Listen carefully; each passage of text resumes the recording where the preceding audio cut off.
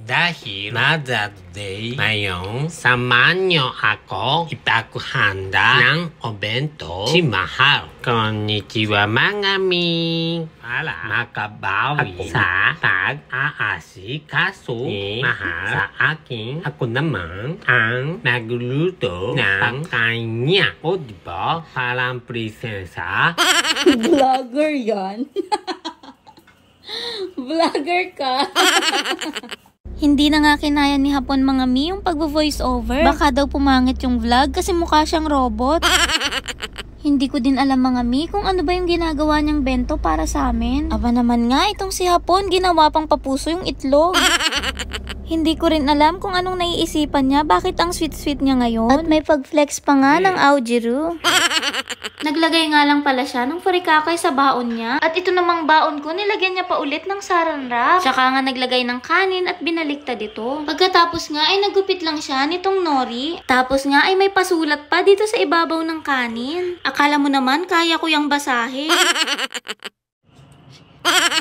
Nilagyan niya pa ng paborito kong umeboshi. Sunod naman nga itong onigiri na pagkain namin sa almusal. Hato. Nande hato. Nande ikaw sa...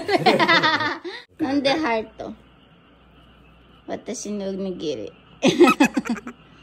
Napaka-cute nga nitong onigiri na ginawa ni Mahal. Tadakimasu. Sa Hyogo Prefecture nga pala yung punta namin ngayon. Kaya nga kahapon ay inihanda niya na itong airbed. Para nga daw kahit nasa biyahe ay makakapagpahinga ko. Naglagay na din siya ng mga inumin na babaunin namin sa ref. Fast forward na nga tayo mga mi, nandito na nga kami sa Hyogo Prefecture. 3 hanggang 4 na oras nga pala yung binahe namin papunta dito. At dahil nga malamig yung panahon dito, para tuloy akong lumpia. Hindi lumpia, parang tronhay.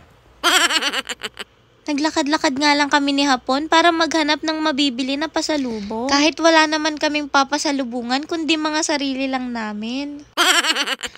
Nagustuhan nga ni Hapon yung kwago na nakalagay sa kawayan, kaya binili niya na to. Dahil nga maganda nga daw yung ibig sabihin nito. Kaya nga daw umakit nito ng sobrang kasiyahan. Ano pa kayang klaseng kaligayahan yung gusto ni Hapon? Tanghalian na nga, kaya kakainin ko na yung inihandang baon ni Hapon. Ano yan? Kanji naman, Iminami. Iminami. Hazurecha. Hato bento. Nandi senbu hato kyo. Ha? Teden, teden. Happy Mother's Day, Haha no Hi. Oh!